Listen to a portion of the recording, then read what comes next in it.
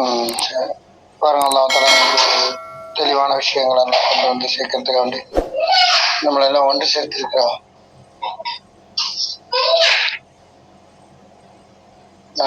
நல்ல நல்ல கவனமா கேட்கணும். எந்த அளவுக்கு கவனமா கேட்கிறோமோ அந்த அளவுக்கு நம்மளுக்கு தெளிவான விஷயங்கள் நம்மளுக்கு புரிய வரும்.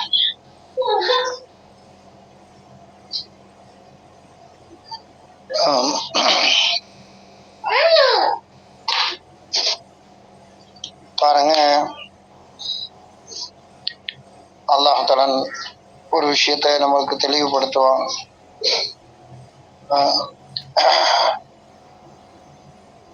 எல்லா மக்களுக்கும் ஒரே தீர்வு அல்லாஹ் தஆலா கொடுக்குறான். இருக்கிற மக்கள் எல்லாருக்குமே ஒரே தீர்வு,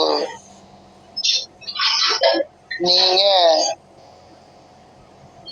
இறையச்சமுடையவர்களா மாறிக்கொள்ளுங்க. ஏன்னா இறையச்சமுடையவர்களா மாறிக்கொள்ளக்கூடிய அந்த சூழ்நிலையை நாம தான் உருவாக்கணும். ஏன்னா இறையச்சம் இல்லாம போகிறதுக்கு எல்லாருக்குமே வாய்ப்பு இருக்கு. அல்லாஹ்வுக்கு பயப்படக்கூடிய ஒரு நிலை இருக்குது. அது எப்படி இருந்தா மட்டும் ஏற்படும் அப்படின்றத நம்ம சரியா புரியணும். நம்ம அடிக்கடி உங்ககிட்ட நிறைய நேரங்கள்ல பகிர்ந்து இருக்கலாம். ஒரு விஷயம் ரொம்ப தெளிவா நம்மளுக்கு புரியும்.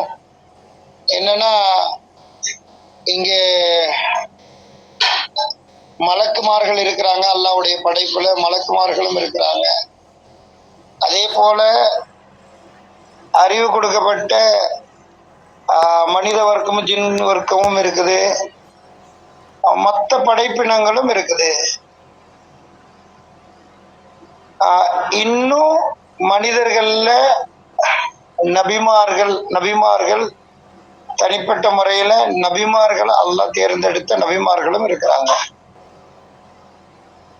மீதி சாதாரண மக்களும் இருக்கிறாங்க. இப்போ இந்த நிலையெல்லாம் நம்ம எடுத்து பார்த்தோம் அப்படின்னு சொன்னா, மற்ற படைப்புகளுக்கு அல்லாஹ்வை மறக்கக்கூடிய சான்ஸே கிடையாது, கொடுக்கப்படலை. அல்லாஹ்வை மறக்கக்கூடிய அப்படி ஒரு சான்ஸே கொடுக்கப்படல. அல்லாஹ்வை மறந்துட்டா அது அழிஞ்சு போயிடும். இந்த உலகத்துல உள்ள மற்ற படைப்பினங்கள் அது எதுவா இருக்கட்டும், எல்லாமே அல்லாஹ்வை நினைச்சு கொண்டிருக்குது, அல்லாஹ்வை புகழ்ந்து கொண்டிருக்குது, அல்லாஹ்வை தஸ்பீஹ் செஞ்சு கொண்டிருக்குது, ஸிக்ர் செஞ்சு கொண்டிருக்குது என்பதாக அல்லாஹ் சொல்லி காமிக்கிறான். அப்போ கொஞ்சம் கூட ஒரு நேரத்துல கூட அல்லாஹ்வை மறக்கல எல்லா படைப்பினங்களும். சரியா? இப்ப எல்லா படைப்பினங்களும் அல்லாஹ்வை மறக்காம இருக்கும்போது, மனித வர்க்கமும் ஜின் வர்க்கமும் அல்லாஹ்வை பிரதிபலிக்கிறதுக்காக வேண்டி மட்டுமே படைக்கப்பட்ட படைப்பு. அது நம்மளுக்கு ஜின் வர்க்கத்தை பத்தி தெரியாது, அதனால நம்ம ஜின் வர்க்கத்தை பத்தி விட்டுருவோம். நம்ம கண்ணுக்கு தெரிஞ்ச இந்த விஷயம் இருக்குது. நம்ம மனித வர்க்கம், மனித வர்க்கத்தை அல்லாஹ் தஆலா தன்னை வெளிப்படுத்துறதுக்காக வேண்டி பிரதிநிதியா கலீஃபாவா அல்லாஹ் படைச்சிருக்கிறான். இவ்வளவுதான் விஷயம். இதுதான் நம்மளுக்கு உண்டான நிலை. இந்த விஷயத்துல உலகமே மாற்று கருத்து சொல்றதுக்கு ஏதாவது ஒரு சின்ன வழி இருக்கா? சொல்லுங்களா, மைக் ஆன் பண்ணுங்க. இந்த விஷயத்துல நாம இப்ப சொன்னோமா இல்லையா, எல்லா படைப்பினங்களும் அல்லாஹ்வை மறக்கிறதே இல்லை. எல்லாமே அல்லாஹ்வை நினைச்சு கொண்டிருக்குது, அல்லாஹ்வை தஸ்பீஹ் செஞ்சு கொண்டிருக்கு, அல்லாஹ்வை ஸிக்ர் செஞ்சு கொண்டிருக்குது என்பதாக அல்லாஹ்வே சொல்லி காமிக்கிறான். விரும்பியோ விரும்பாமலோ கட்டுப்படுங்கன்னு சொல்லும் போது நாங்க விரும்பிய வந்துட்டோம்னு சொல்லிட்டு கட்டுப்பட போயிருச்சு. அப்ப எல்லாமே கட்டுப்படுது. உலகத்துல உள்ள எல்லா படைப்பினங்களும் அல்லாஹ்வுக்கு கட்டுப்பட்டு நடக்குது. அல்லாஹ்வுடைய விஷயத்துல அறிவில்லாததும் இருக்குது, அஞ்சறிவு ஜீவராசி வரைக்கும் இருக்குது. அறிவில்லாததுல இருந்து அஞ்சறிவு ஜீவராசிகள் வரைக்கும் எல்லாமே கட்டுப்படுது அப்படின்ற ஒரு நிலைக்குள்ள வருது. சரியா? இப்போ மனித வர்க்கம் அல்லாஹ்வை பிரதிபலிக்கிறதுக்காக வேண்டி படைக்கப்பட்ட படைப்பு, அல்லாஹ்வை வெளிப்படுத்துறதுக்காக வேண்டி படைக்கப்பட்ட படைப்பு என்பதாக அல்லாஹ் சொல்லி காமிக்கிறோம். அல்லாஹ்வை பிரதிபலிச்சு காமிக்கிறோம். என்னுடைய ஹலீஃபாவை நான் படைக்க போறேன், பிரதிநிதியை படைக்க போறேன்னு அல்லாஹ் தஆலா சொன்னான். அப்போ மனித வர்க்கம் எல்லாருமே அல்லாஹ்வுடைய பிரதிநிதிகள். அல்லாஹ் இருக்கிறான்னு நான் காட்ட வேண்டியது என்னுடைய வேலை. இதுல யாருக்காவது மாற்று கருத்து இருக்குதா? இது யாராவது உலகமே மாத்தி பேசுமா? ஏதாவது சொல்லுங்க. மாத்தி இல்ல இல்ல இல்ல இல்ல அன்சாரி பாய், மாத்தி பேசுறதுக்கு வாய்ப்பு கிடையாது. இதுல மாத்தி பேசுறதுக்கு மத்தவங்க நம்ம சொல்லணும் அப்படின்னு தான் சொல்றோம். அல்லாஹ்வை வெளிப்படுத்தணும் அப்படின்னு தான் எல்லாருடைய கருத்துமா. சொல்லுங்க. கண்டிப்பா ஓரிரு கருத்தா தான் இருக்குது. எல்லாரும் எத்தனை பிரிவுகளா இருந்தாலும் இந்த விஷயத்துல கடல்ல உள்ள ஜீவராசிகள் மற்ற பூமியில இருக்கக்கூடிய அனைத்துமே அல்லாஹ் புகழ்ந்து கொண்டுதான் இருக்குங்கிறத ஏத்துக்கிறாங்க. நாம தான் என்ன செய்யறோம், அந்த விஷயங்களை இப்படி இருக்கும் அப்படி இருக்கோம் அப்படி தரப்பு செஞ்சுக்கிட்டு இருக்கோம். கடைபிடிக்காம மற்ற விஷயங்களை பத்தி சவுண்ட் ரொம்ப லோவா இருக்குது. சரி பாருங்க, 2 மீட்டிங்லயும் கேக்குற மாதிரி சவுண்டா பேசுங்க, யார் பேசினாலும் சரி. இப்ப பாருங்க, வேற யாருக்கா மாற்று கருத்து இருக்குதா? இந்த விஷயத்துல எல்லா ஜீவராசிகளும் எப்படிப்பட்ட நிலையில இருக்குது, நம்மளையும் அல்லாஹ்தாலா படைச்சது அல்லாஹ்தாலா எதுக்காக வேண்டின்னு சொல்லிட்டு ரொம்ப தெளிவுபடுத்துறான்.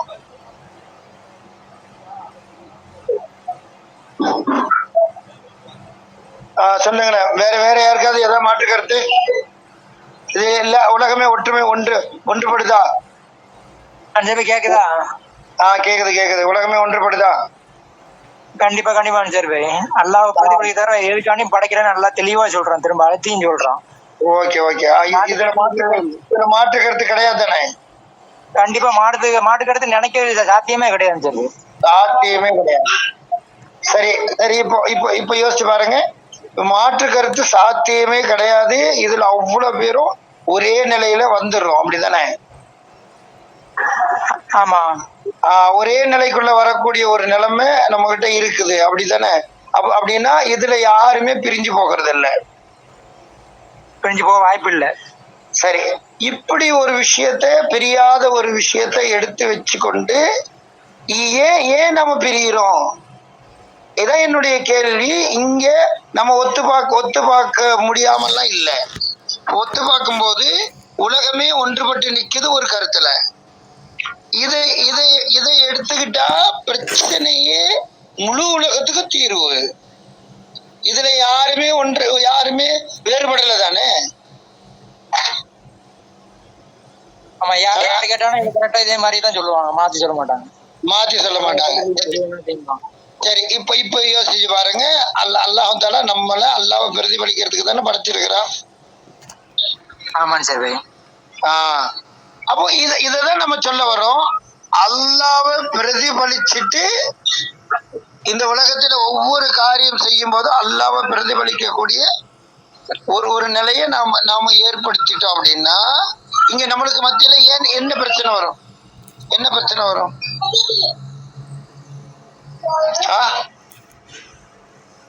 பிரச்சனை வரும்னு கேக்குறேன் நான். அல்லாஹ்வை பிரதிபலிக்கக்கூடிய எந்த பிரச்சனையும் வராது சரி. எந்த பிரச்சனையும் வராது. அப்ப மார்க்கம் முழு உலகத்துக்கும் தீர்வுக்குள்ள இருக்கதான் செய்யுது. இப்ப மாத்தினது எதை கொண்டு எதனால அப்படின்றத நாம பாருங்க துல்லியமா அறிய முடியும், அற்புதமா. எல்லாருக்கும் புரியுதா?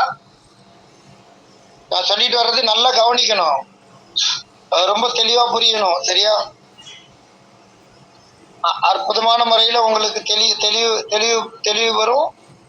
அழகான நிலைமையில நம்மளுடைய வாழ்க்கையை அமைச்சு கொள்ள முடியும்.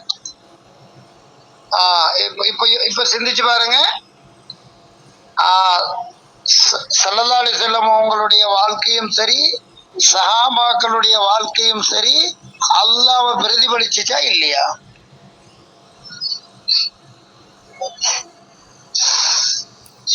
அல்லாஹ்வை பிரதிபலிச்சுச்சா இல்லையா? பிரதிபலிச்சுச்சு. வகை இல்லாத எதையாவது ஸல்லல்லாஹு அலைஹி வஸல்லம் அவங்க செஞ்சாங்களா? கண்டிப்பா கிடையாது.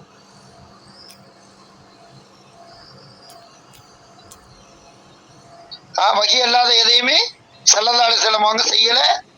சஹாபாக்களும் அல்லாஹ்வை பிரதிபலிச்சாங்களா இல்லையா? கலீஃபா என்பதை நிரூபிச்சுட்டு போனாங்களா இல்லையா? உண்மையாளர்களா வாழ்ந்தாங்களா இல்லையா? நிச்சயமா அவங்க கேட்ட விஷயத்த வாழ்ந்ததுனால தான் சொல்லாம அவங்க அல்லாஹ் வந்து அவங்கள்ட்ட சொர்க்கத்துடைய சுப செய்தி சொன்னாங்க.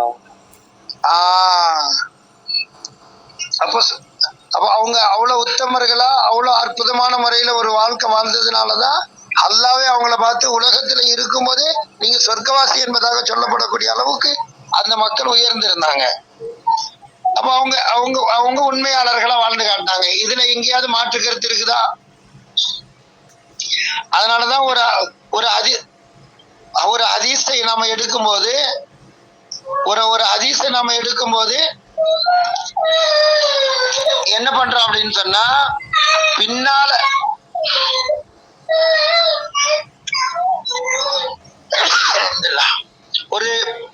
ஒரு ஹதீஸை எடுக்கும்போது ஒரு சஹாபி அறிவிச்சாங்க அப்படின்னா அவங்களுடைய வாழ்க்கையை போய் யாரும் பார்த்து அவங்க வாழ்க்கையை நான் தெரிஞ்சுக்கிட்டாதான் நான் அந்த ஹதீஸை எடுப்பேன் அப்படின்னு யாரும் சொல்ல மாட்டாங்க. பின்னால அறிவிச்சவங்களுடைய வாழ்க்கையில அவங்க பொய் சொல்லாம இருந்தாங்களா, அவங்க எந்த விஷயத்திலையும் தப்பான முறையில இல்லாம இருந்தாங்களா அப்படின்னு பின்னால வந்தவங்களுடைய வாழ்க்கையை பார்த்து சரியா இருந்தா அந்த ஹதீஸை எடுத்துக்குவோம். பின்னால உள்ளவங்களுடைய வாழ்க்கையை தான் எடுப்போமே தவிர பாப்பமே தவிர ஒரு சஹாபி அறிவிச்சாங்க அப்படின்னும் போது அந்த சஹாபியை யாராவது அவங்க வாழ்க்கையை பார்த்தா நாங்க தேர்ந்தெடுப்போம், அவங்க வாழ்க்கையை பார்த்தா நாங்க முடிவெடுப்போம் அப்படின்னு யாராவது சொன்னாங்களா? யாராவது அப்படி கேட்பாங்களா? ஒரு சஹாபியினுடைய அறிவிப்புக்கு யாராவது சந்தேகப்பட்டு அவங்களுடைய வாழ்க்கையை பார்த்தா நாங்க எடுப்போம்னு சொல்லிட்டு சொல்ல முடியுமா? இல்ல முடியாது. அப்போ சஹாபாக்களுடைய வாழ்க்கை பரிசுத்தம் என்றது புரிஞ்சிருச்சா எல்லாருக்கும்? சஹாபாக்களுடைய வாழ்க்கையில பரிசுத்தம் இருந்ததுனாலதான் அவங்களுடைய வாழ்க்கையை பத்தி நம்ம ஆராய்ச்சி பண்ணவே தேவையில்லை. கண்டிப்பா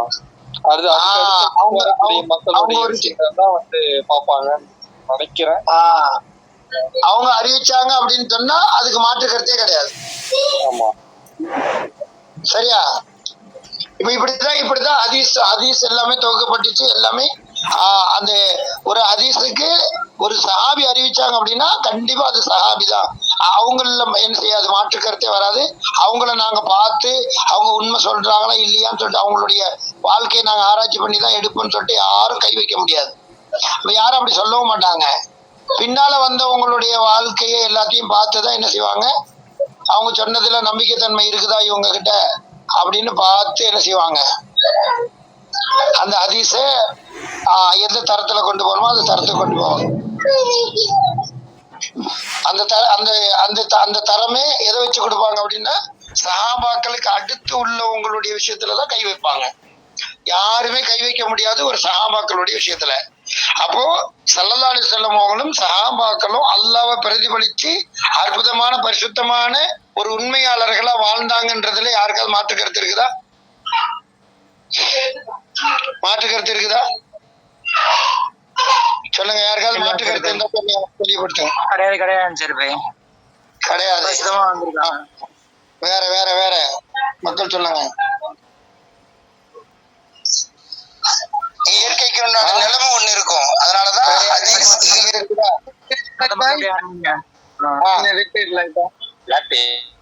சொல்லுங்க.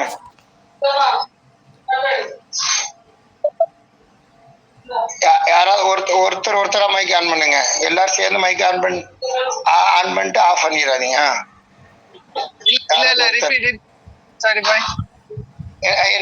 என்னத்தை ரிப்பீட் பண்ணணும்? என்ன ரிப்பீட் பண்ணணும்? இப்ப சொன்னதா சொல்லுங்கன்னு சொன்னதையா? நெட்வொர்க் இஷ்யூ ஆகுது அன்சாரி பாய், அதனால அவங்களுக்கு சரி கேட்கல, அதனால ரிப்பீட் பண்ணி கேக்குறாங்க.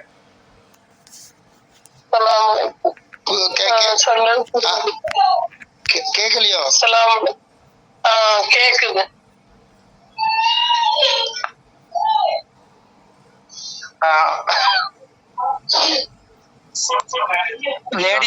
மைக் பண்ண வேண்டாம் சரிங்களா? ஜென்ஸ் மட்டும் மைக் ஆன் பண்ணுங்க. இங்க ஜென்ஸுக்கு மட்டும் தான் கேக்குறாங்க. சரி, மைக் ஆன் பண்ணுங்க. ஓகே, இப்போ இத்ரிஸ் என்ன ரிப்பீட் பண்ண, கேட்கலையா நான் பேசினது? ஆமா, எனக்கு கொஞ்சம் லைட்டா கேட்கலாம் சார். சரி சரி. அதான் இப்போ இப்போ நம்மளுக்கு ஒரு ஹதீஸ் வந்து சேர்ந்து இருக்குது அப்படின்னு சொன்னா, இப்போ ஒரு சஹாபி அறிவிக்கிறாங்க அப்படின்ற ஒரு விஷயம் இருக்கும். ஸல்லல்லாஹு அலைஹி வஸல்லம் அவங்க அறிவிச்சதா ஒரு சஹாபி நம்மளுக்கு அறிவிச்சாங்க, சரியா? அப்போ அந்த சஹாபி அறிவிச்ச ஹதீஸ்ல இருந்து அது ஹதீஸை நம்ம எடுத்துக்கலாமா, அது என்ன தரத்துல வைக்கலாம் அப்படின்றத வந்து ஒரு சஹாபியை வச்சு முடிவு பண்ணுவாங்களா, பின்னால அறிவிச்சவங்களை வச்சு முடிவு பண்ணுவாங்களா? சொல்லுங்க. சஹாபி ரலியல்லாஹு அவங்க வரைக்கும் தான் போவாங்க, அவங்கள பார்க்க மாட்டாங்க. அப்படின்னாலே அதுக்கப்புறம் போக மாட்டாங்க. ஒரு சஹாபி அறிவிச்சாங்க அப்படின்னா அவங்க மேல யாருமே கை வைக்க முடியாது. அவங்க சொன்ன விஷயத்த எல்லாருமே ஏத்துக்கொள்வாங்க. அதுக்கு பின்னால அறிவிச்சவங்களுடைய விஷயத்துலதான் என்ன பண்ணுவாங்க அப்படின்னு சொன்னா, இவங்க எப்படி எப்படி எப்படி வாழ்ந்தாங்க, எந்த நிலைமையில வாழ்ந்தாங்க, எப்படிப்பட்ட நிலையில இருந்தாங்க அப்படின்றத பார்த்து அதுக்கு உண்டான விஷயத்துல என்ன பண்ணுவாங்க, அந்த தரத்துல வந்து அந்த விஷயத்த அந்த ஹதீஸை கொண்டு வருவாங்க. சரி, அப்ப பாத்தீங்களா, அப்ப சஹாபாக்களுடைய விஷயத்துல யாருமே கை வைக்கல. ஒரு சஹாபி அறிவிச்சுட்டாங்க அப்படின்னா அந்த உண்மைத்தன்மை அப்படியே இருக்குது. அப்போ அவங்க அல்லாஹ் உண்மையாளன், அந்த உண்மையாளனுடைய விஷயத்துல அல்லாவையும் பிரதிபலிச்சாங்க. ஸல்லல்லாஹு அலைஹி வஸல்லம் அவங்களும் அல்லாவை பிரதிபலிச்சாங்க. எந்த நோக்கத்துக்காக வேண்டி அல்லாஹ் படைச்சானோ அதை ஸல்லல்லாஹு அலைஹி வஸல்லம் அவங்களும் வகியை தவிர வேற எதுவுமே பேசாம எதுவுமே செய்யாம அதையும் பிரதிபலிச்சாங்க. சஹாபாக்களும் எப்படி பிரதிபலிச்சாங்க, அல்லாஹ் இருக்கிறான்றத அல்லாவை பிரதிபலிக்கக்கூடிய ஒரு வாழ்க்கை உண்மையாளர்களை வாழ்ந்தாங்க. இதுல யாருக்காவது மாற்று கருத்து இருக்குதான்னு கேட்டேன். இல்ல இல்ல இல்ல சார், ஒரு சந்தேகமும் கிடையாது, மாற்று கருத்தே கிடையாது, பேசவே முடியாது. அவ்வளவு பரிசுத்தமான ஒரு வாழ்க்கை சார். பரிசுத்தமான நிலையில தானே அவங்களுடைய வாழ்க்கை இருந்துச்சு. அல்லாஹ்வை பிரதிபலிக்கக்கூடிய ஒரு வாழ்க்கை அங்கதானே இருந்துச்சு, சரியா? ஆமா ஆமா ஆமா ஆமா சரி பாய். சரி, இப்ப சொல்லுங்க, அந்த மக்கள் உண்மையாளர்களா இல்லாம இருந்தா ஒரு ஹதீஸ இவங்க அறிவிச்சாங்கன்னு சொல்லும் போது நீங்க எடுத்திருப்பீங்களா?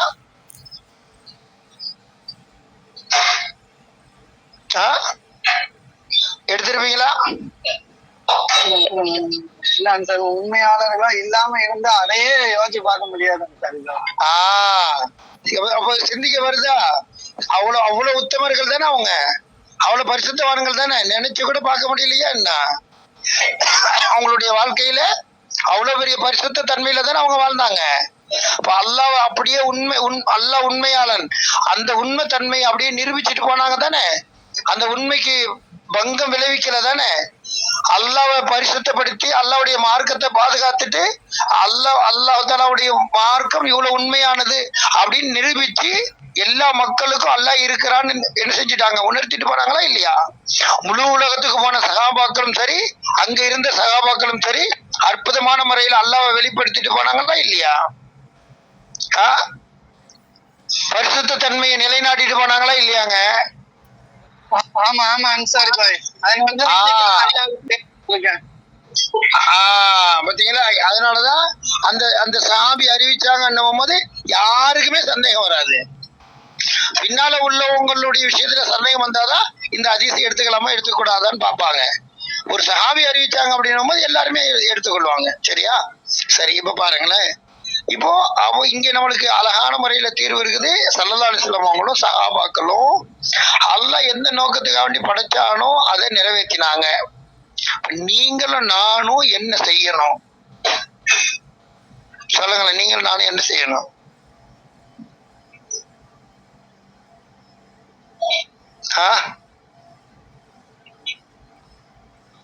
செவியுற்றோம், கட்டுப்பட்டோம்.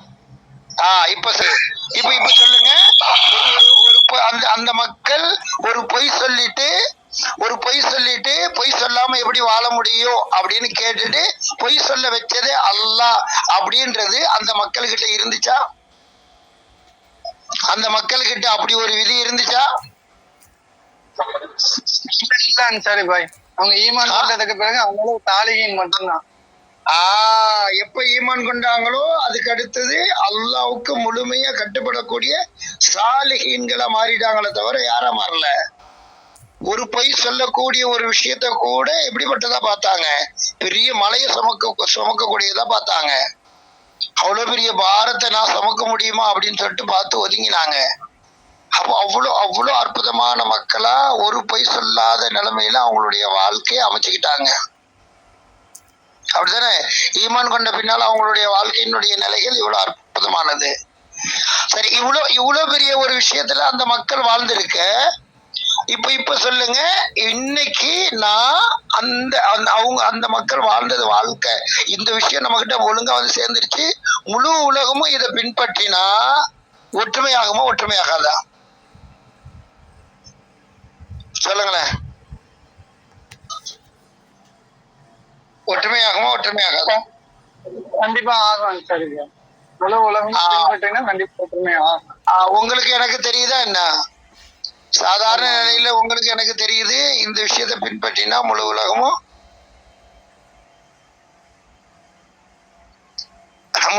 என்ன ஆகிரும்? ஒன்றுபடுமா ஒன்றுபடாதா? இதுல யாராவது பிரிச்சு பார்க்க முடியுமா? பிரிவினைக்கு வேலை இருக்குதா? அந்த மக்கள் அல்லாவை வெளிப்படுத்தினாங்க, அல்லாவை பிரதிபலிச்சாங்க அப்படின்ற விஷயத்துல எல்லாருமே ஒன்றுபட முடியும் தானே? ஏன்னா ஒரு சஹாபி அறிவிச்சாங்க அப்படின்னு சொன்னா அவங்கள எப்படி நான் தப்பா பார்க்க முடியும்? தப்பா பார்த்துட்டு அப்படின்னு சொன்னா அவ்வளவுதான், ஈமான் நம்மளை விட்டு கலண்டு போயிடும். சரியா? அல்லாவால சொர்க்கத்துக்கு சுப செய்தி சொல்லப்பட்ட மக்கள், அற்புதமான அல்லாவுடைய பொருத்தத்தை அடைஞ்ச மக்கள். அப்படிப்பட்ட மக்களை பாருங்க, நம்ம இழந்துட்டுதான் இன்னைக்கு நம்மளுடைய வாழ்க்கையில எப்படிப்பட்ட நிலைமையை உண்டாக்கி வச்சுட்டோம்.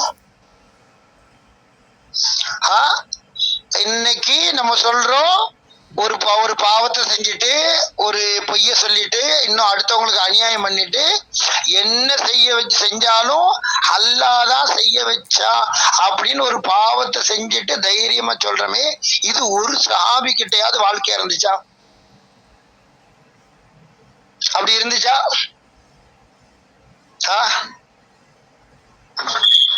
இல்ல அன்சாரி பாய். ஏன்னா இப்போ நம்ம வச்சுக்கிட்டு என்னென்னலாம் பேசிட்டு இருக்கோமோ அதெல்லாம் சஹாபாக்கள் அவங்களுடைய காலத்துலதான் இறங்கினதான். ஆனா அவங்க இப்ப எல்லாம் திங்க் பண்ணவே இல்ல. மார்க்கமே அங்கதான் இருந்துச்சு. மார்க்கத்தினுடைய விஷயமே அங்கதான் இருந்துச்சு. ஆனா அப்படி ஒரு முடிவை என்ன செய்யல அந்த மக்கள். அப்படி ஒரு வித்தியை எடுத்துட்டு வாழவே இல்லை. அப்படித்தானே? சரி, இப்ப நான் கேக்குறேன், அப்படி ஒரு விதி எடுத்துட்டு அவங்க செய்யல அப்படின்னு சொன்னா இன்னைக்கு இந்த விதியை இப்படி புரிஞ்சு இப்படி வாழணும்ன்றதுக்கு யார் அதிகாரம் கொடுத்தா? எங்க இந்த விஷயம் யார் மாத்தினா? ஒரு சஹாபி இப்படிப்பட்ட வாழ்க்கையை தேர்ந்தெடுக்கல, நபிமார்கள் இந்த வாழ்க்கையை தேர்ந்தெடுக்கல. சொல் மட்டும் இருக்குது. சொல்லு எப்படி வேணாலும் இருக்கலாம், அதை நம்ம தவறா புரியறதுக்கு நிறைய வாய்ப்புகள் இருக்குது. சொல்லு இருக்கலாம், சொல் முரண்பட்ட நிலைமையில நிறைய விஷயங்கள் இருக்கும். சொல்லுன்றது எழுத்து வடிவத்துல, பேச்சு வழக்குல எப்படி வேணாலும் நம்ம பேசலாம், எந்த முறையில வேணாலும் இருக்கலாம். ஆனா அந்த வார்த்தையை வச்சு வைக்கிறதுன்றது அந்த மக்களுடைய செயலுக்கு நேர்படணும். அந்த மக்கள் எந்த மக்கள் நபிமார்களா இருக்கட்டும் சஹாபாக்களா இருக்கட்டும் எந்த வாழ்க்கை வாழ்ந்தாங்களோ அந்த மக்களுக்கு நேர்படணும்.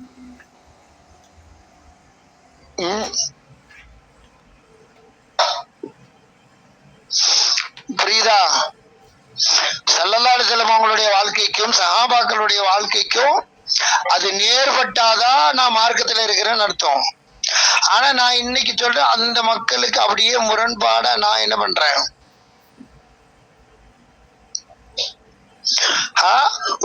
இப்ப பாருங்களேன், நான் சொல்றத பார்த்தா உங்களுக்கு புரியும். மக்கள்கிட்ட எவ்வளவு பெரிய ஒரு பாவம் செய்யறதுக்கு என்ன நிலைமை வந்துருச்சு அப்படின்னு சொன்னா, ஷிர்க்க தவிர மத்த எல்லா பாவத்தையும் அல்லாஹ் மன்னிச்சிருவான். அப்படின்றத நீங்க எல்லாருக்கிட்டையும் எல்லார் வாயில இருந்து இன்னைக்கு கேக்குறீங்களா இல்லையா? ஆமா சரி. ஆமா சரி, இன்னைக்கு இன்னைக்கு இன்னைக்கு கேக்குறீங்களா இல்லையா? இந்த மாதிரி ஒரு சஹாபியாவது சொன்னாங்கன்னு கேட்டிருக்கீங்களா? இல்ல. அப்படி யாராவது ஒரு சஹாபி இப்படி இப்படி இப்படி சொன்னாங்க அந்த மக்களுக்கு மத்தியில அப்படின்ற விஷயம் கேக்கல. அப்போ தவிர எல்லா பாட்டும் முடிச்சுவாங்க எப்படி சொன்னாங்க? யார் யார் சொன்னா? இப்ப உள்ளவங்களா? அதான் சகாபாக்கள் சொல்லாம எப்படி சொல்லிருப்பாங்க? சஹாபாக்கள் எங்க சொன்னாங்கன்னு கேக்குறேன் நான். அப்படியா? சகாபாக்கள் சொல்லலையோ? சஹாபாக்கள் அதனாலதான் நான் கேக்குறேன். ஷிர்க்க தவிர மத்த எல்லா பாவத்தையும் மன்னிச்சிருவான் அப்படின்ற ஒரு விஷயத்த ஒரு சஹாபி சொன்னாங்க.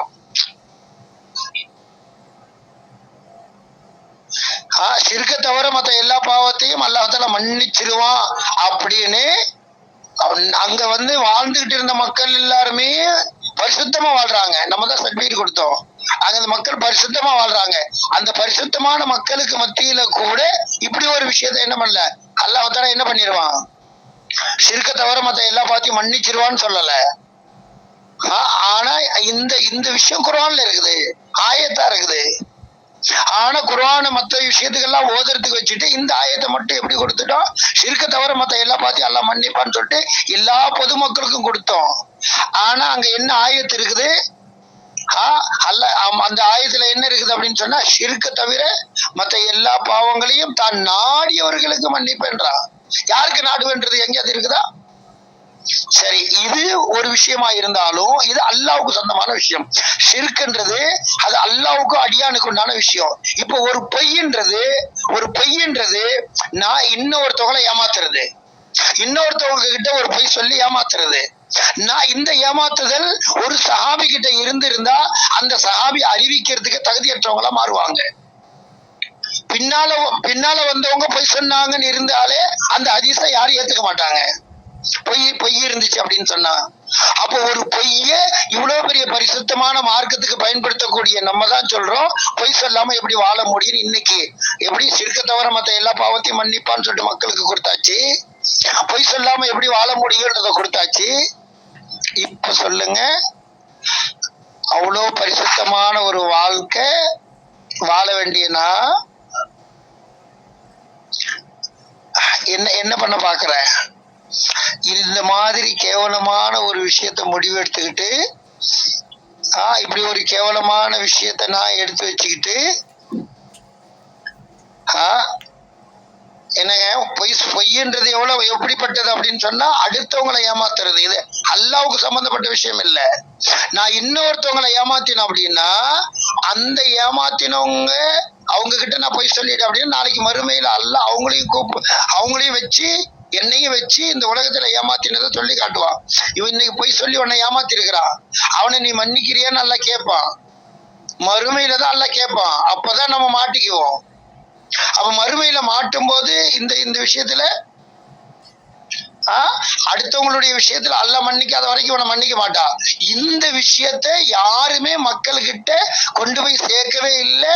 இப்படி ஒரு பொய் சொன்னா அது அடுத்தவங்களை ஏமாத்துறது, இது அடுத்தவங்களுடைய விஷயம், அடுத்தவங்களை ஏமாத்தக்கூடிய விஷயம்.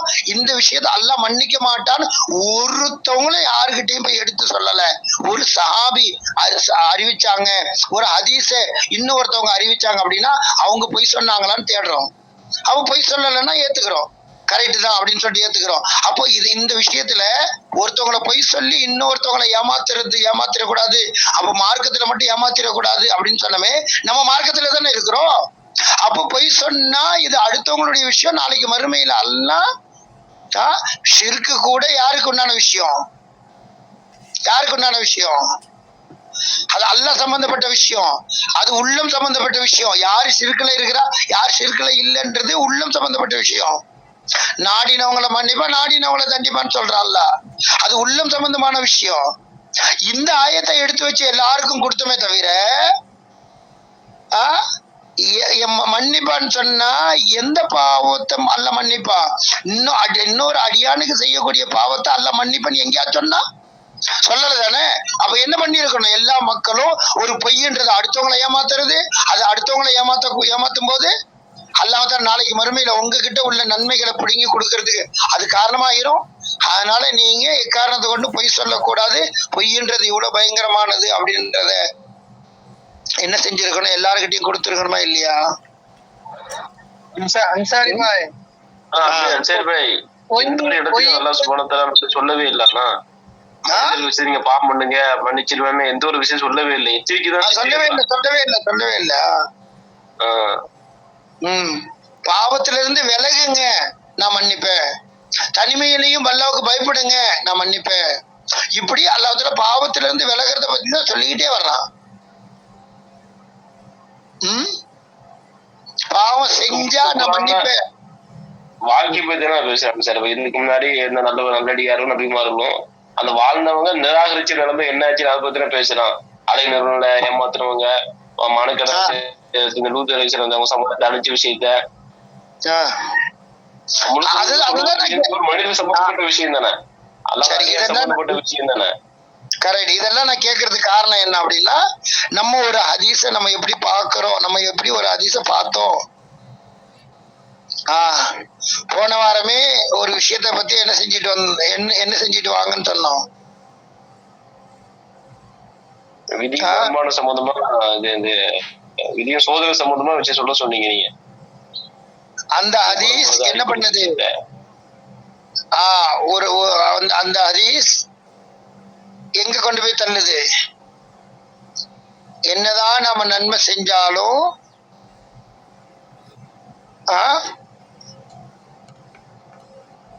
என்னதான் நம்ம நன்மை செஞ்சாலும் அல்லாஹ்வுடைய விதிதான் முந்தும் போது நான் நரகவாசின்னு சொன்னா நல்லதை செஞ்சுட்டு எங்கதான் போவேன்?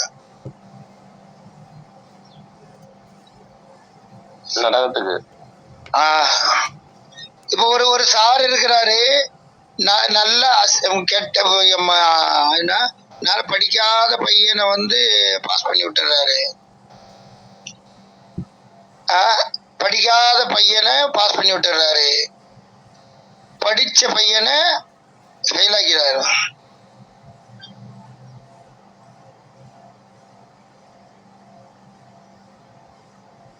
என்ன புரியுதா? சார் என்ன பண்றாரு? பேப்பர்ல ஒரு 2 மார்க்கு கம்மியா போட்டனாலே அதுக்கே சண்டைக்கு நிக்கிறேன். படிக்காத பையனை பாஸ் பண்ணி விட்டா நான் சும்மா விட்டுருவானா? இப்ப தெரியுதா? இப்போ ஒரு சாரே என்ன பண்ண மாட்டாரு, இப்படி அந்த பையனை செய்ய மாட்டார் அப்படின்னு சொன்னா அல்லாஹ் இப்படி செய்வான். ஒருத்தன் இவ்வளவு அநியாயம் செஞ்சிருப்பான், இவ்வளவு அசிங்கத்தை செஞ்சிருப்பான், அவ்வளவு கேடுகட்ட விஷயத்த செஞ்சிருப்பான், எல்லா விஷயத்தையும் செஞ்சுட்டு கடைசியில அல்லாவே ஒரு நல்ல காரியத்தை செய்ய வச்சு மோத்தாக்கி எங்க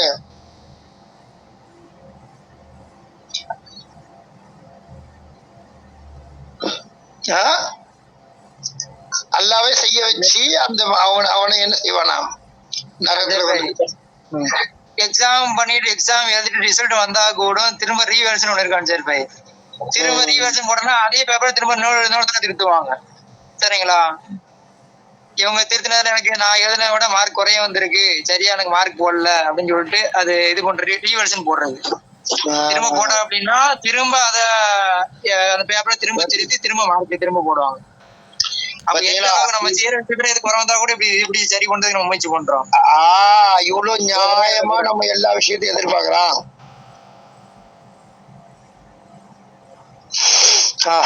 இப்ப பாத்தீங்களா எவ்வளவு பெரிய ஒரு விஷயத்துல நம்ம கை வைக்கிறோம் அப்படின்னு சொன்னா, சஹாபாக்கள் கிட்ட அழகான ஒரு வாழ்க்கை இருந்துச்சு, ஸல்லல்லாஹு அலைஹி வஸல்லம் அவங்க கிட்ட அழகான ஒரு வாழ்க்கை இருந்துச்சு, மாற்றமா நடக்கல. அல்லாஹ்வுடைய பிரதிபலிப்பை அவங்க செஞ்சு முடிச்சுட்டு என்ன செஞ்சிட்டாங்க? அழகான முறையில அல்லாஹ்வுடைய பிரதிபலிப்பா அவங்க வாழ்ந்து காமிச்சிட்டு போயிருக்கிறாங்க. இன்னைக்கு அல்லாஹ் தஆலா இந்த அதே மார்க்கத்தை தான் நம்ம கையில கொடுத்திருக்கிறான்.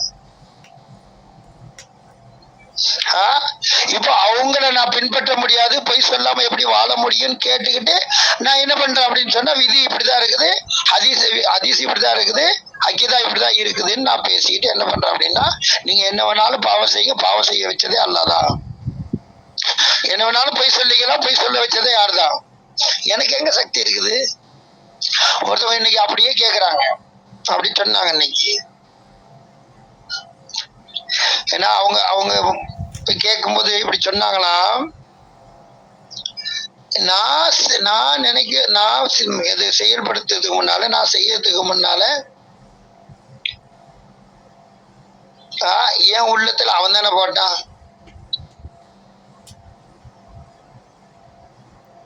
என்ன, நாம ஒரு விஷயத்த செய்யறதுக்கு முன்னால எண்ணங்களை போட்டது யாரா?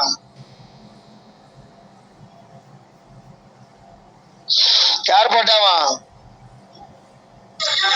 அந்த எண்ணத்தை தோண வைக்கிறதே அல்லதான் தோண வைக்கிறாங்கிறாங்களா? எண்ணங்களை, அந்த பாவமான எண்ணங்களை செய்ய நினைக்க வைக்கிறதே அல்லதானா? சரி, இப்ப அலிபாய் சொல்லுங்க. நீ அப்படியே போறீங்க, ஒவ்வொரு பெண் எதிரில வர்றா, அல்லாவுடைய கட்டளை பார்வை தாழ்த்துங்கன்னு சொல்லிட்டு, சரியா? இப்ப நீங்க என்ன பண்றீங்க அப்படின்னு சொன்னா, உங்களுக்கு தாழ்த்துறதுக்கு விருப்பம் எல்லாம் கிடையாது, சரியா? பார்க்கணும் அப்படின்ற எண்ணம் தோணுது உங்களுக்கு, சரியா? இப்ப நீங்க பாக்குறீங்க, தப்பான எண்ணம் உங்களுக்குள்ள ஓடுது. இந்த எண்ணத்துக்கு சொந்தக்காரன் அல்ல தானே? இல்லையா? அப்ப 50,000 வருஷத்துக்கு முன்னால எழுதிட்டானே, அது என்னது? சொல்லுங்க, அது என்னது? அன்சாரி பாய், அப்படி இருந்தா எனக்கு இப்படிப்பட்ட ஒரு சிந்தனை தோணுது. இப்ப ஒரு பார்வையை நீங்க பார்வையை பார்த்ததை வச்சு சொன்னீங்க. இப்ப நான் பார்வையை பார்க்கலன்னு அப்படின்னு வைங்களேன், பார்வையை தாழ்த்துறது எவ்வளவு கஷ்டமா இருக்கு அப்படின்னு நான் சுயமா முடிவெடுக்கிறேன். நான் செஞ்சுதான் பாக்குறேன். 50,000 வருஷத்துக்கு முன்னாடி நடந்த ஒரு விஷயமா பார்க்காம நான் என்னைய கட்டுப்படுத்துறேன் அப்படின்னு அந்த விதிக்கு நான் செய்யற விஷயம் முரண்படுது. நான் கட்டுப்படுத்தினதான் சொல்றேன். அதான் என்னால பார்வையை தாழ்த்துறதுக்கு என்னால முடியல, அதனால பார்த்துட்டு இது அல்லாத பார்க்க வச்சான்னு நான் சொல்றேன், அப்படிதானே? இது 50,000 வருஷத்துக்கு முன்னால இந்த பெண் இப்படி வருவா, நான் அல்லாஹ்தால பார்வையை தாழ்த்த சொல்லி இருந்தாலும் நான் பார்க்கணும், அப்படி பார்த்து கெட்ட எண்ணத்தை உண்டாக்கிக்கணும் அப்படின்னு அல்லாஹ் 50,000 வருஷத்துக்கு முன்னால எழுதிட்டா தானே? சொல்லுங்களேன் எல்லாரும், எழுதிட்டா தானே? அப்படிதான் அக்கீதால சொல்லப்படுது. அதான் அந்த இப்போ இந்த அக்கீதா அல்லாஹ்வை எந்த அளவுக்கு இழிவுபடுத்துது? இந்த அக்கீதா ஸல்லல்லாஹு அலைஹி வஸல்லம் அவங்க கிட்டயும் சஹாபாக்கள் கிட்டயும் இருந்துச்சா? இல்ல அவங்க கிட்ட இல்ல. அவங்க கிட்ட இல்லாத அக்கீதா இப்ப எப்படி வந்துச்சு? நாங்க எங்க இருந்து எடுத்தோம்னு சொல்றாங்க, யார் முன்மாதிரின்னு சொல்றாங்க? அவங்க கிட்ட இல்லாத ஒண்ணு எப்படி அக்கீதாவா மாறும்? அக்கீதானாலே அவங்க தானேங்க. அன்சாரி பாய், அக்கீதானால அங்க இருந்து தானே எடுக்கணும். அன்சாரி பாய் கேக்குதா? நான் ஒருத்தி வரும்போது எனக்கு கெட்ட எண்ணத்தை உண்டாக்குறது எழுதப்பட்டிருச்சு அப்படின்னு சொன்னா அல்லாஹ் என்ன பண்ணிட்டான்? அந்த கெட்டதை எழுதினா என்ன பார்வையை தாழ்த்துறதை எழுதலையா அப்ப அல்லாஹ்? ஏங்க, ஒரு விஷயத்த ரொம்ப தெளிவா புரியணும். 2 விஷயம் இருக்குது அப்படின்னாலே எழுதி முடிச்சுட்டா 2 விஷயத்த எப்படி எழுதி முடிக்க முடியும்? விதியை எழுதி முடிச்சாச்சு அப்படின்னு சொன்னா 2 விஷயம் கிடையாது, அங்க ஒரு விஷயம் தான் உங்களால பண்ண முடியும். 2 விஷயம் இருக்க கூடாது. 2 விஷயம் இருந்தாலே உங்ககிட்ட சுதந்திரம் கொடுக்கப்பட்டிருக்குதுன்றத விளங்க முடியல. ஒண்ணுதாங்க எழுத முடியும், 2 எப்படி எழுத முடியும்? 2 இருந்தாலே உங்ககிட்ட கொடுக்கப்பட்டிருக்குதுன்னு அர்த்தம். புரியலையா? யாருக்கு புரிஞ்சிச்சு, யாருக்கு புரியல? அன்சாரி பாய் புரியல கொஞ்சம். அன்சாரி பாய், அதாவது அவங்க சொல்ற மாதிரி பார்த்தானா அல்லாஹ் கண்ணியமானவங்கிறதே அவ்வளவுதான். அல்லாஹ்வை தூக்கி எங்கேயோ தூக்கி போட்டுட்டு போயிட வேண்டியதுதான். மார்க்கத்தையே தூக்கி குழி தோண்டி புதைச்சிட்டு போயிட வேண்டியதுதான். எல்லாரும் உலகமே காரி தூக்கும்.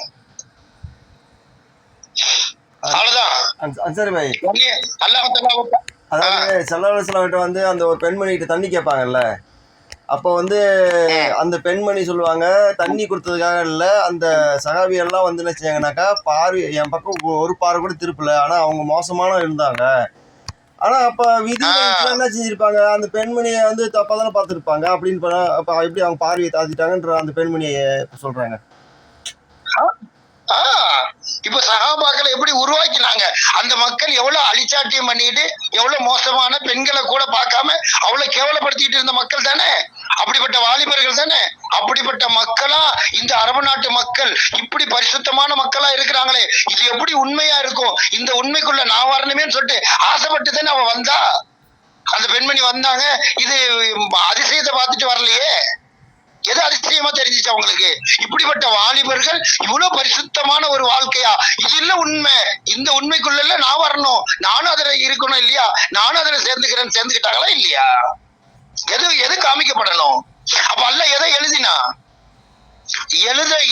எழுதணும் அப்படின்னா சிங்கிள் தாங்க எழுத முடியும், ரெண்டை எழுத முடியாது. இதுவா அதுவா அப்படின்னா எதை எழுதுவான்ல, எதை எழுதி முடிச்சுட்டு பேனா மை காஞ்சி போச்சு, எது முடிக்கப்பட்டுச்சு சொல்லுங்க பாப்போம். ரெண்டுன்றது எப்படி எழுத முடியும்?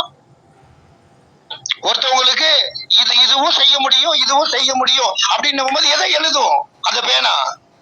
எழுதி முடிச்ச பேனா மை காஞ்சி போச்சு, எதை எழுதி முடிச்சிச்சு சொல்லுங்க பாப்போம். உலகத்தை பார்த்தே கேக்குறோம், எதை எழுதி முடிச்சிட்டு எது மை காஞ்சி போச்சா? இல்ல சார், நீங்க சொல்றது இப்போ கரெக்டா புரியுது.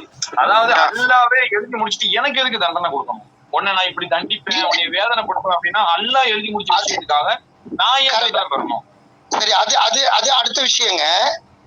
நான் கேக்குறேன், இப்போ பார்வையை தாழ்த்தணும்னு ஒண்ணு இருக்குது, பார்க்கணும்னு ஒண்ணு இருக்குது, சரியா?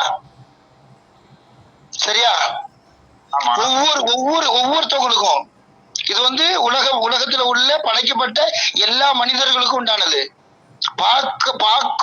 பார்க்கலாம், பார்க்காம இருக்கவும் செய்யலாம், பார்வையை தாழ்த்தவும் செய்யலாம், பார்க்கவும் செய்யலாம், சரியா? ரெண்டு விஷயம் இருக்குது. இந்த ரெண்டு விஷயத்த எப்படி ஒரு விஷயம் எழுதி முடிச்சிருச்சு அப்படின்னு எப்படி சொல்ல முடியும் நான் கேக்குறேன். அடிப்படை கோளாறு இது. அப்போ சோதனை அதே எடுக்க முடியாது, சோதனைக்காக கொடுத்துட்டு ஒண்ணுமே பண்ண முடியாது. இல்ல நான் சொல்ல வர்றது நல்லா புரியணும். ரெண்டு விஷயம் இருக்கும்போது எப்படி எழுதி முடிக்க முடியும் நான் கேக்குறேன். எழுதி முடியும். சரி, உங்களுக்கு நன்மை தீமை கொடுத்துருக்கோம், சோதனைக்காங்கிறான். அப்ப விதியும் சோதனை முரண்படுமே, ஒண்ணு செட்டா ஒண்ணு இதாகாது. அப்போ இப்ப நான் சொல்ல வர்றதை நல்லா கவனிச்சு புரியணும், எல்லா மக்களுக்கும் புரியணும். ரெண்டு விஷயம் இருந்துச்சுனாலே எழுதி முடிக்கப்பட்ட விஷயமா ஆகவே ஆகாது, ஆக்கவும் முடியாது. அத எப்படி எழுதி முடிக்க முடியும்? பாதை ரெண்டுங்க, பாதை ரெண்டு அப்படின்னா அந்த பாதையில இதுலயும் போகலாம், இதுலயும் போகலாம். எது எழுதி முடிக்கப்பட்டிருக்குது, முடிக்கப்பட்டுச்சு அப்படின்னு சொன்னா அதை எழுதி முடிக்க முடியவே முடியாது. சரி, இப்ப இப்படி பாருங்களேன், ஒன்றே இருக்குது, ஒரே வழிதான்.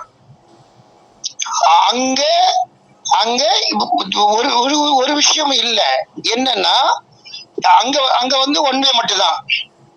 அங்க ஒன்றே இருந்துச்சு அப்படின்னா இப்ப நான் ஒரு வழியில மட்டும்தான் போக முடியும், இப்ப எழுதி முடிக்க முடியும். நீ இப்படிதான் பண்ணுவ, இப்படிதான் செய்வ, அந்த மாதிரி ஒரு விஷயத்துல இததான் எழுதி முடிக்க முடியும். ஒரே ரூட்ல போகக்கூடிய அந்த ரூட்ல இருக்கிற வரைக்கும் நான் என்னுடைய இஷ்டத்துக்கு எதையுமே செய்ய முடியாது, சரியா?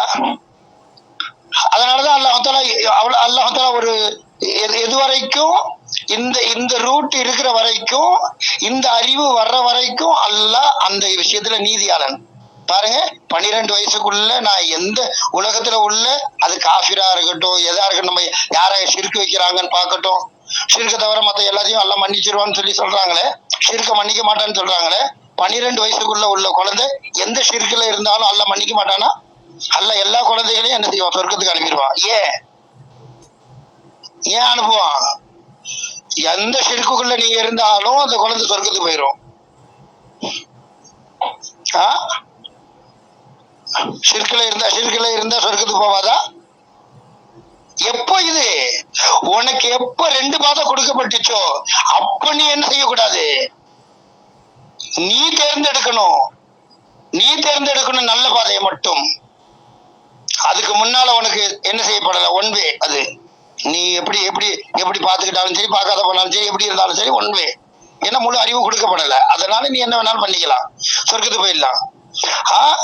அங்க முடிவு செய்யப்பட்டுச்சு. நீ எந்த நிலைமையில இருந்தாலும் நீ சொர்க்கத்துக்கு தான் போவேன்றது முடிவு செய்யப்பட்டாச்சு. அது முடிவு செஞ்ச விஷயம். பாத்தீங்களா, ஒன் வே போது முடிவு செய்யலாம். டபுள் வே வரும்போது, 2 வே வரும்போது, இதுல போகிறத எழுதப்பட்டுச்சா 2 வேணா. ஏன்னா எல்லாருக்குமே 2 இருக்குது. ஒருத்தவன் இப்படித்தான் போயிருவான், இன்னொருத்தவன் இப்படித்தான் போயிருவான்னு எழுதக்கூடாது. 2ல என்ன செய்வான்? 2க்கு கண்ணுக்கு பார்க்கவும் முடியும், பார்வையை தாழ்த்தவும் முடியும். 2மே இருக்குது. அப்போ இது தாழ்த்துவான்றது எழுதப்பட்டுச்சா இல்ல தாழ்த்த மாட்டான்றது எழுதப்பட்டு இருந்துச்சு அப்படின்னா, இன்னைக்கு அப்போ ஒரு பெண்ணை பார்க்கும்போது அந்த கெட்ட எண்ணத்தை எழுதி முடிச்சுட்டான். அல்லாஹ் தஆலா பார்வையை தாழ்த்துறத விரும்பல. அல்லாஹ் ஒரு பெண்ணு வரும்போது பார்வையை தாழ்த்துறத எழுதல. அல்லாஹ்வுக்கு இது விருப்பம் இல்ல. அந்த பெண்ணை பார்த்து அசிங்கத்தை உள்ளத்துல நினைக்கிறது தான் அல்லாஹ்வுக்கு பிரியம். அதனால அதை எழுதி முடிச்சிருச்சு அந்த பேனா. அல்லாஹ் அதை தான் எழுதி முடிச்சுட்டா. அதனால அல்லாஹ் தான் செய்ய வச்சா. இந்த விஷயத்துக்கு இதான் தீர்வு. நல்லா இருக்குதானே? அல்லாஹ் எதை விரும்பல? அல்லாஹ் நல்லதை விரும்பல. நான் செஞ்ச கெட்டதை தான் அல்லாஹ் விரும்பி இருக்கிறான். அதனால அந்த பேனாவெல்லாம் அதை தான் எழுதி முடிக்க வச்சான். அசிங்கத்தை ஒருத்தவனை ஏமாத்திட்டோம், ஒருத்தவன் சொத்தை அபகரிச்சுக்கிட்டோம், நல்லவன் போல நடிச்சுக்கிட்டு அவனை என்ன செஞ்சோம்? நம்ம உள்ளத்துல வருது, அவன் பாக்கெட்ல உள்ளதெல்லாம் அபகரிச்சுட்டு போனோம். பக்கத்துல ஒருத்தன் உட்கார்ந்து இருக்கிறான். ட்ரெயின்ல போய்கிட்டு இருக்கிறோம், பஸ்ல போயிட்டு இருக்கிறோம். பிக் பாக்கெட் அடிக்கிறானுங்க. இதெல்லாம் எழுதி முடிச்சுட்டான்ல. ஏன்னா எப்படிடா அபகரிக்கலாம் அப்படின்னு சொல்லிட்டு பார்த்துக்கிட்டே இருந்துட்டு இறங்குற நேரத்துல செல்போனை பிடிக்கிட்டு ஓடிட்டான். இதெல்லாம் அல்லாஹ் தஆலா எழுதி முடிச்சுட்டான். ஏன்னா எண்ணத்தை போட்டதே அவன் தானே.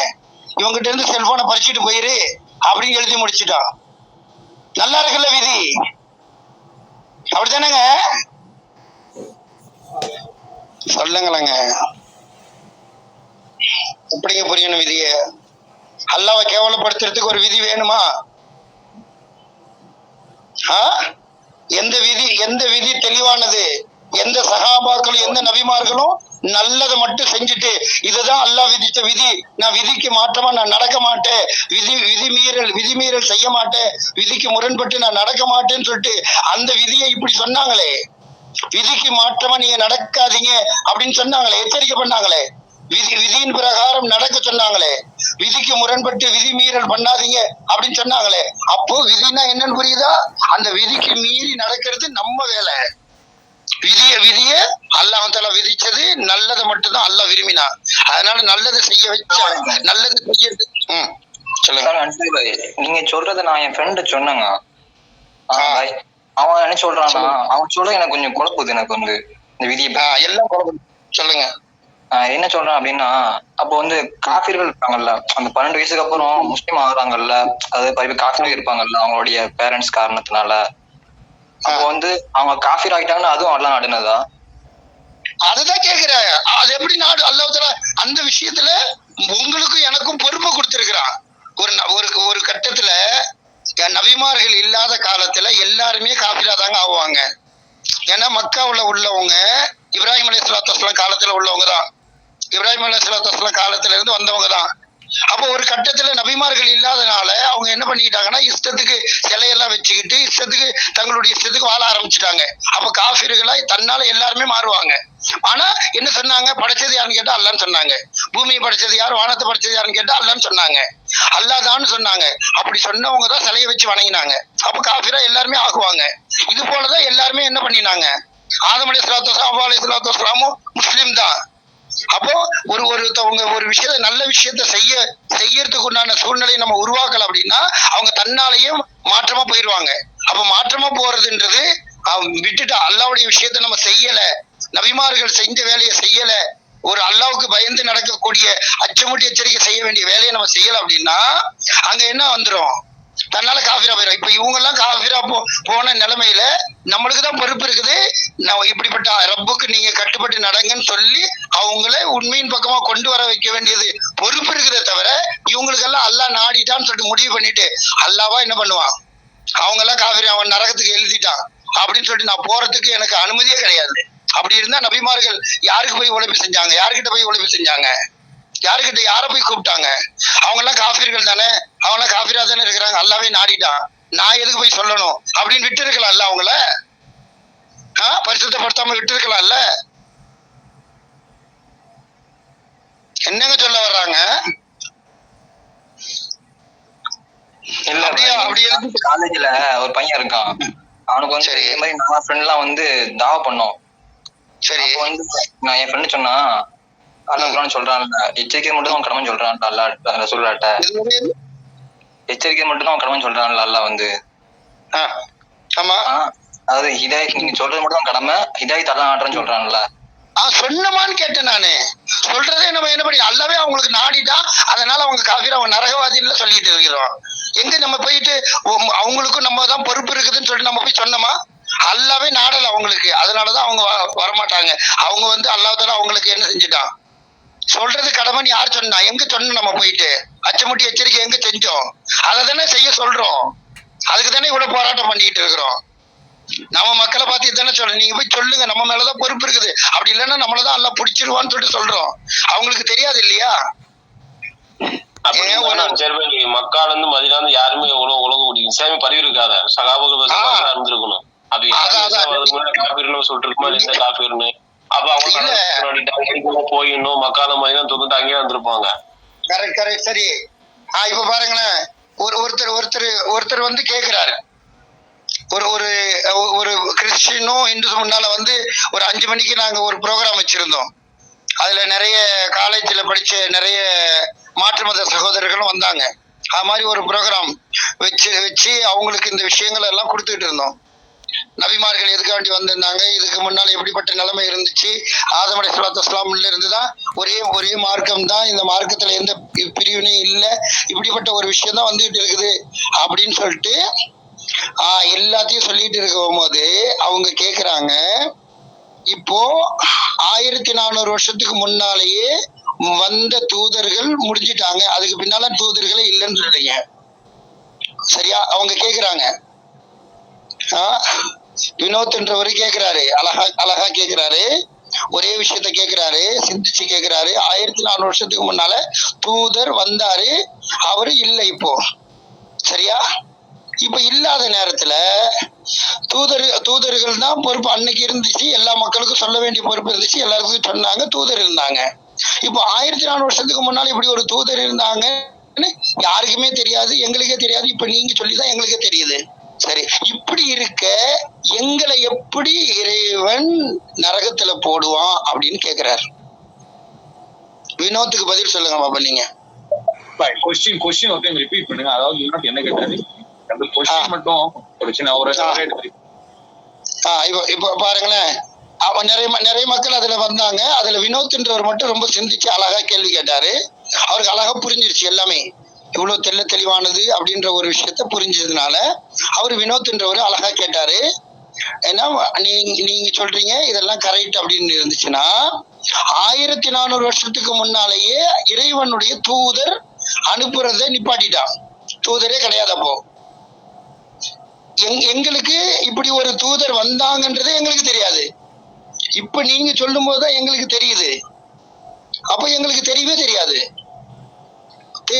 தெரியாத நிலைமையில 1400 வருஷத்துக்கு முன்னால இப்படி தூதர் வந்தாங்க, அந்த தூதர் தான் ஏத்துக்கொள்ளணும், அந்த தூதருக்கு தான் கட்டுப்படணும், ஒரே இறைவன் ரப்ப அல்லாஹ் மட்டும்தான் அப்படின்றது எங்களுக்கு தெரியவே தெரியாது. இப்படி ஒரு தூதர் வந்தாங்கன்றது எங்களுக்கு தெரியாது. அப்படி தெரியாத எங்களுக்கு வந்து யாருமே சொல்லாத, எங்களுக்கு தெரியப்படுத்தாத எங்களை நாங்க நடக்கலன்னு சொல்லிட்டு எப்படி எங்களை காஃபிர் என்பதாக சொல்லி எப்படி எங்களை தண்டிப்பான் இறைவன் சொல்லுங்க? அப்படி தண்டிச்சா அது நீதியாளனா அப்படின்னு கேக்குறாரு. அதுல ஒரு கேள்விதான் பை, இந்த வினோத்துக்கு கண்டிப்பா நம்மளால பதில் சொல்லவும் முடியாது போல தெரியுது. வேற போல தெரியுது. இப்ப சொல்லுங்க, அந்த வினோத் கேக்குறாரு, எங்களை எப்படி தண்டிப்பான்? எங்களை கண்டிக்கிறதுக்கு வேலையே இல்லை, எங்களுக்கு தெரியவே தெரியாது. நீங்க சொல்லும் போது இப்பதான் எங்களுக்கு தெரியுது. சார் நான் ஒரு விஷயம் சொல்லட்டா? இல்ல இப்போ 1446 வருஷத்துக்கு முன்னாடி அவர் வந்து சொன்னது எங்களுக்கு தெரியாது அப்படின்னு வினோத் சொல்றாரு. ஆமா, இப்ப நம்ம போய் சொல்லலாம் அப்படிங்கிற ஒரு நிலைமைக்கு வந்தான்னு வைங்களேன். நீங்க முழுமையா கல்வி படிச்சுட்டு தான் சொல்லணும், நீங்க சொல்றதுக்கு தடை அப்படின்னு சொல்றாங்க. அப்ப என்னதான் ஜெயிச்சிருக்கா? இப்படி வேற சொல்றாங்க. தடுக்கக்கூடிய ஒரு நிலைமை வருது. இப்படி அவங்களுக்கு எப்படி பதில் சொல்லலாம்? அல்லாஹ் தஆலா உங்களுக்கு அப்படியெல்லாம் கொடுக்கல, பொதுவாதான் கொடுத்திருக்கிறான். கல்வி எடுத்துக்கிட்டு போய் கொடுங்கன்னு சொல்லல. உங்களையும் உங்களுடைய குடும்பத்தார்களையும் நரக நெருப்புல இருந்து பாதுகாருங்க. அப்படின்னா குடும்பத்தார்கள் என்றது நீங்களும் நானும் குடும்பத்தார்களா மாறுறது இல்ல. முழு உலகத்துல உள்ள எல்லாருமே ஆதமுடைய மக்கள், ஆதம் அலைஹிஸ்ஸலாத்து வஸ்ஸலாம் மக்கள். சொல்றோமா இல்லையா? ஆதம் அலைஹிஸ்ஸலாத்து வஸ்ஸலாம் தப்பு செஞ்சாங்க, அதனால நாங்க தப்பு செய்வோம்னு சொல்லிட்டு கேவலமானதுக்கு மட்டும் அவங்க தப்பு செய்யாத ஒரு நிலைமையில அவங்க தப்பு செஞ்சாங்கன்னு சொல்லிட்டு எடுக்க தெரிஞ்சா என்ன? நாங்கெல்லாம் ஆதமுடைய மக்கள் அப்படிதான் இருப்போம்னு சொன்னீங்களா என்ன? அப்ப ஆதமுடைய மக்களா எல்லாரையும் பாருங்க, எல்லாரையும் பார்த்தா எல்லாருமே சொந்தக்காரங்க. உங்களையும் உங்களுடைய குடும்பத்தார்களையும் நரக நெருப்புல இருந்து பாதுகாருங்கன்னு அல்லாஹ் தஆலா சொன்னா. எல்லாருமே குடும்பத்தார்கள் தானே. அப்ப இது வந்து கல்வி எடுத்தவங்களுக்கு மட்டும்தான் தகுமா? சொல்லுங்களேன். இல்ல இல்ல, எல்லாருக்குமே சேர்றோம். அப்ப யாருடைய கட்டளை இது? அல்லாஹ்வுடைய கட்டளை தானே. இப்ப அல்லாஹ்வுடைய கட்டளையை நீங்க நிறைவேற்றணுமா இல்லையா? கண்டிப்பா. இப்ப அல்லாஹ் இப்படித்தானே சொல்லி இருக்கிறான். இப்ப நீ என்ன செய்யணும்? இப்போ முழு சமுதாயத்தையும் அல்லாஹ்வின் பக்கமா அழைக்க வேண்டிய பொறுப்பு எல்லாருக்குமே இருக்குதா இல்லையா? அப்ப எல்லாருமே வாழ்ந்து காட்டி அல்லாஹ்வுக்கு முன்னால, அதனாலதானங்க உண்மையாளர்களா நம்ம வாழ்ந்து காட்டின மக்களை வந்து எடுக்கிறோம். ஏன்னா உண்மையாளர்கள் போய் எங்கெல்லாம் வாழ்ந்தாங்களோ அங்கெல்லாம் அந்த உண்மையின் பக்கமா. இப்ப கூட ஒரு பெண்மணி தண்ணி கொண்டு வந்தாங்க, அவங்க கிட்ட இருந்து தண்ணி வாங்கினாங்கன்னு சொல்லும் போது கூட அந்த உண்மை வெளிப்பட்டுச்சு. அதனால இந்த மக்கள் கிட்ட இருந்து இவ்வளவு உண்மையாளர்களா இருக்கிறாங்க, இவ்வளவு கட்டுப்பாடா இருக்கிறாங்க, இப்படிப்பட்ட பேணுதலா இருக்கிறாங்க அப்படின்றது வெளிப்பட்டதுனாலதான் அந்த பெண்மணி மாறினாங்க. அப்போ என்கிட்ட இருந்து வாழ்க்கை சரியான முறையில வாழ்ந்து நான் போய் எத்தி வைக்க, சும்மா நான் போய் என்ன செய்யணும், கடமை இருக்குது, நான் போய் என்ன செய்யணும், போய் சொல்லிட்டு வந்துடணும் அப்படின்றது இல்லை இங்க விஷயம். அப்போ ஒவ்வொரு சஹாபாக்களும் ஒவ்வொரு நாட்டுக்கு போய் அந்த நாட்டு மக்களோட அற்புதமான முறையில அல்லாஹ்வை வெளிப்படுத்தி உண்மையாளர்களா வாழ்ந்து காமிச்சாங்க. அந்த வாழ்ந்து காமிச்சதுனாலதான் அந்த மக்கள் என்ன பண்ணினாங்க, அப்படிப்பட்ட அந்த உண்மைக்குள்ள வர முடிஞ்சிச்சு. எத்தனையோ மக்கள் அல்லாஹ்வை புரிஞ்சு வந்தாங்க. அப்ப இன்னைக்கு எங்க இப்படி எல்லாம் வாழ முடியுமான்னு நானும் நீங்களும் கேட்கிறோம். கேவலமா இல்லை இது? அதுக்கு விதியை வேற பயன்படுத்திக்கிறோம். அவங்களுக்கு அல்லாவே அப்படிதான் நாடிட்டான்னு சொல்லிட்டோம். இந்த நிலைமை அப்படியே டோட்டல் சேஞ்ச் ஆயிடுச்சு பாருங்க. அப்ப வினோத்துக்கிட்ட எல்லாரும் மாட்டதானே செய்வோம். அப்போ அதே ஸல்லல்லாஹு அலைஹி வஸல்லம் அவங்க கிட்டையும் சஹாபாக்கள் கிட்டையும் எந்த நிலைமையில மார்க்கம் இருந்துச்சோ அதே மார்க்கம் நம்ம கிட்ட வந்துச்சுன்னா இந்த பேச்சு யாருக்கிட்டையும் வராது இல்லையா? எல்லாரும் வாயை அடைச்சலாம் இல்லையா? எல்லாருக்கும் போய் சொல்லலாம் இல்லையா? நம்ம கிட்டே வாழ்க்கை வருமா இல்லையா? நம்ம கிட்டே ஒரு உண்மைத்தன்மை வருமா இல்லையா? போய் சொல்லாத ஒரு வாழ்க்கை வருமா இல்லையா? எல்லாருக்கிட்டையும் விட்டு கொடுக்க தன்மை வருமா இல்லையா? எல்லா சமுதாயத்தையும் ஒன்றுமைப்படுத்தலாமா இல்லையா? இப்படிப்பட்ட மார்க்கத்தை நம்ம எங்க தொலைச்சிட்டு இப்போ அதுதான் மார்க்கம் என்பதாக சொல்லிக்கிட்டு இருக்கிறோம். மார்க்கத்தையே தொலைச்சிட்டு கேவலமான ஒரு விஷயத்தை வச்சுக்கிட்டு இதுதான் மார்க்கம் என்பதாக இதுக்கு மாற்றமா நீங்க சொல்லக்கூடாதுன்னு வாய் அடைக்கிறோம் எல்லாரையும். எப்படி வாய் அடைச்சு போய் நிக்க முடியும்? என்ன புரியுதா புரியலையாங்க?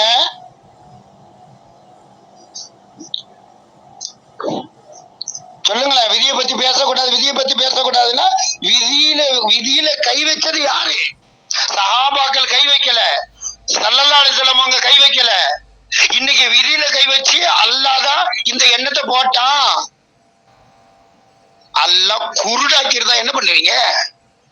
அல்லாஹ் தான் இந்த எண்ணத்தை போட்டான்னு சொல்ல முடியுமா ஒருத்தவனாலையாவது? யாரெல்லாம் இப்படி பார்த்துக்கிட்டு அல்லாஹ் தான் எனக்கு எண்ணத்தை போட்டான்னு சொன்னா குருடனா இருந்தா சொல்லுவானா இவன்? யாருங்க சொல்ல முடியும்? அல்லாஹ் தஆலா கண்ணை பொட்டையாக்கிட்டா இந்த வார்த்தையை சொல்ல முடியுமா? அல்லாஹ் கண்ணை திறந்து விட்டதுனால இவனுக்கு பார்க்கணும்ன்ற ஆசை வந்ததுனால பார்த்து இவன் ரசிச்சுட்டு அதனால உள்ளத்துல என்ன வந்துச்சு? பார்க்கணும் போல தோணிச்சு. பார்க்கவே இல்லைன்னா, எதையுமே பார்க்கவே இல்லாம குருடாக்கி இருந்தா எதை பார்த்திருப்பான் இவன்? என்ன போட்டிருப்பான்ல? அல்லவா என்னது போட்டான்? இவன் பார்த்து என்ன செய்யணும்? அசிங்கத்தை எல்லாம் பார்க்க விரும்பினான். அதனால உள்ளத்துல என்ன வந்துச்சு? பார்க்கணும்ன்ற எண்ணம். இவன் நல்ல விஷயத்துல ஈடுபடுத்தல. இவன் நல்ல விஷயத்துல ஈடுபடுத்தினா நல்ல எண்ணம் வந்திருக்கும். கெட்ட விஷயத்துல இவன் ஈடுபடுத்திக்கிட்டான். அதனால கெட்ட எண்ணம் வந்துச்சு. எண்ணம் வந்ததுக்கு அல்லாஹ் மேல பழி போட்டுட்டு என்ன வர வச்சது அல்லான்ட்டான். இது எப்படி சாத்தியமாகும்?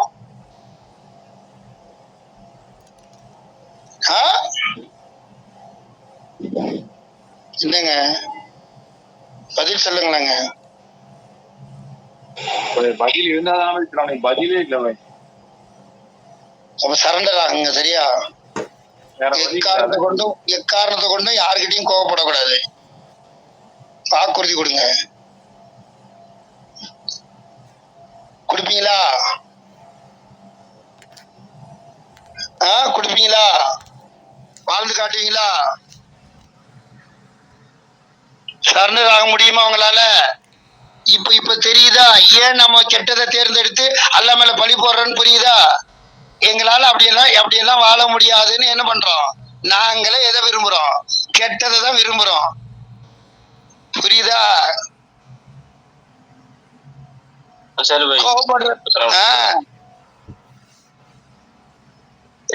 இந்த விஷயம் சொல்றீங்கன்னு தெரியல. இது இந்த விதி எழுதி வச்சிருக்கேன், எழுதி முடிச்சிட்டேன்னு நீங்க சொன்னீங்கல்ல, அது சொல்லிட்டீங்களா? அதுக்கு என்னன்னு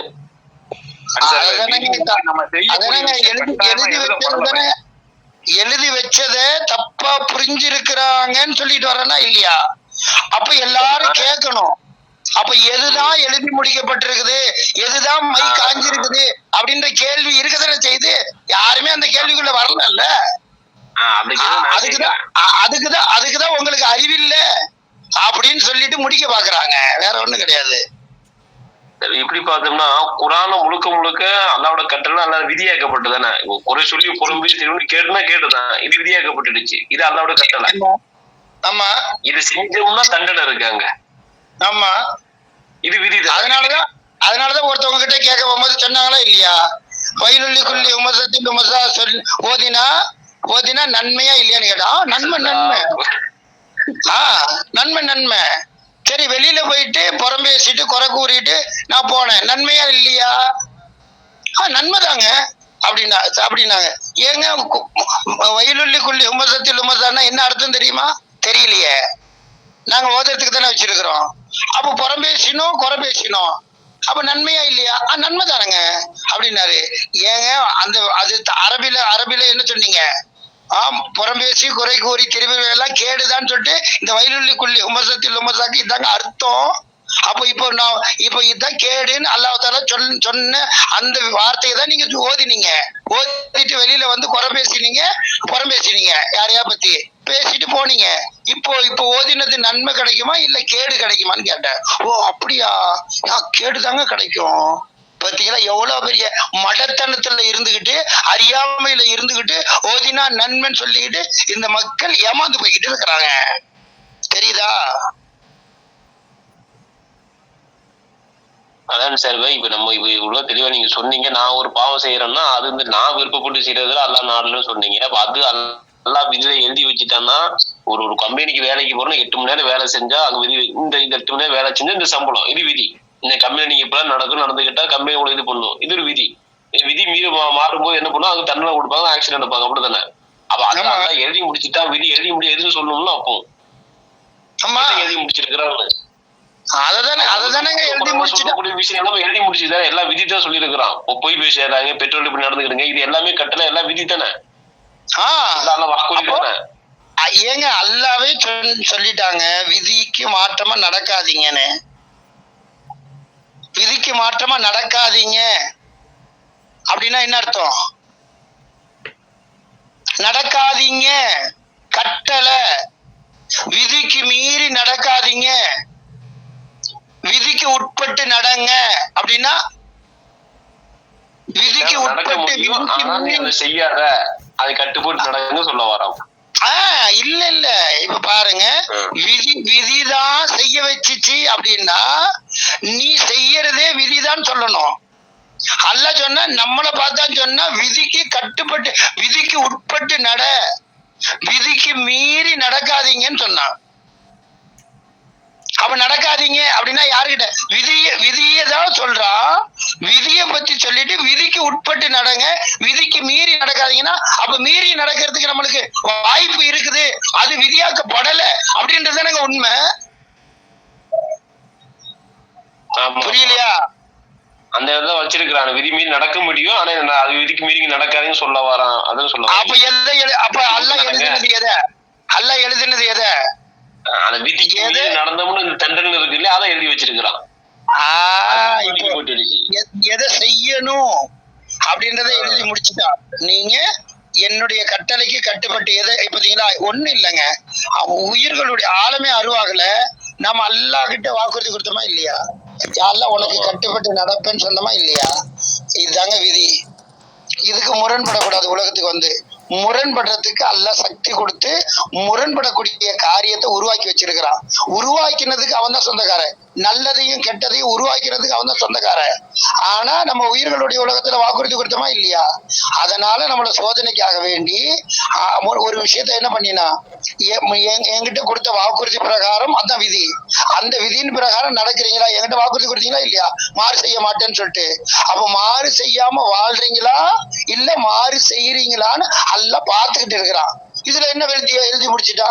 நம்ம கிட்ட எல்லாம் வாக்குறுதி கொடுத்துட்டுல வந்திருக்கிறோம். மக்கள் கேளுங்க, அப்ப எதை எழுதி முடிச்சிடும் திருப்பி கேளுங்க. இப்ப சொன்னீங்க விளக்கம், மக்கள் புரிஞ்சா கேளுங்க. எனக்கு அதுவும் தெரியும்ல. இதுக்கு முன்னாடி நீங்க எவ்வளவு சொன்னீங்க, நான் ஒரு தவறு செஞ்சோம்னா அது நான் நாடி இருக்கிறேன். இதுக்கு முன்னாடி வரைக்கும் பார்த்தீங்கன்னா இது அதான் நாட்டிட்டா விதிச்சிருந்தான், அதை நம்ம தவற ஒரு பாவமான அசிங்கமான விஷயத்துட்டு எல்லாமே பழி போட்டு இருந்தோம். அதுக்கு நீங்க விளக்கத்தை கொடுத்தீங்க. அப்ப அது இல்லைன்னு அப்ப எது எழுதி வச்சிருக்கிறாங்க விஷயம் தெரியும் இல்லையா? அதை கேளுங்க மக்கள்கிட்ட. அதுதாங்க நல்லது தெரிஞ்சாதான விஷயம் உள்ளது. அல்லாஹ் குர்ஆன்ல தெளிவுபட சொல்லிட்டா, நல்லதை தவிர்த்து உங்களுக்கு நாம தீமையை நாடுறதே இல்லைன்ட்டான். நீங்களா உங்களுடைய கைகளாலதான் தீமையை தேடிக்கிறீங்கன்ட்டான். அப்ப தீமையை தேடுறது நான் தான். அப்ப அல்லாஹ் விதிச்சது எதை? நீங்க நல்ல விதமா நடக்கணும்ன்றதை எழுதி முடிச்சுட்டான். இந்த முறையில நடக்கணும் அப்படின்றத எழுதி முடிச்சுட்டான். அதுக்கு மீறி நடந்தா நான் உங்களுக்கு சக்தி கொடுத்திருக்கிறேன், சுதந்திரம் கொடுத்திருக்கிறேன், அதை வச்சுக்கிட்டு நான் மீறிதான் நடப்பேன்னு சொல்லிட்டு நடந்தா இன்னொரு விதி வேலை செய்யும். விதி மீறல் வேலை செய்யும். அதை எழுதி முடிச்சுட்டான். சரியா நடந்தா இது கிடைக்கும், சரியா நடக்கலன்னா இது கிடைக்கும். இப்போ சொர்க்கம் யாரு கிடைக்கும்? சரியா நடந்தவங்களுக்கு சொர்க்கம் கிடைக்கும், சரியா நடக்காதவங்களுக்கு நரகம் கிடைக்கும். எழுதி முடிச்சாச்சு தானே? Yes yes. அப்ப எழுதி முடிக்கப்பட்டது. என்னுடைய செயலுக்கு இந்த செயலை செய்யக்கூடாதுங்கிற, இந்த செயலை செஞ்சோம்னா இந்த செயல் செஞ்சா நரகம், இந்த செயல் செஞ்சா சொர்க்கம். எழுதி முடிச்சுட்டான். நீ எதை தேர்ந்தெடுக்கிறியோ அதை செஞ்சுக்கோ. சரியா? புரியுது. சொர்க்கமும் நரகமும் முடிவாக்கப்பட்டுருச்சு. எதை வச்சு? நீ நல்லது செஞ்சா சொர்க்கம் போவ, கெட்டது செஞ்சா நரகம் போவ. கெட்டது செஞ்சா நரகம் போவ, நல்லது செஞ்சா சொர்க்கத்துக்கு போவன்றதை எழுதி முடிச்சுட்டான்ல. சரியா? சொர்க்கமும் நரகமும் முடிவாக்கப்பட்டுருச்சு. நாம எதை தேர்ந்தெடுத்துட்டு வாழ்றோமோ அங்க போயிருவோம். சரியா? வாங்க சொல்லிட்டாங்க. இன்ஷா அல்லாஹ் பகிர்ந்து கொள்ளுங்க. அஸ்ஸலாமு அலைக்கும் வரஹ்மத்துல்லாஹி வபரகாத்துஹு.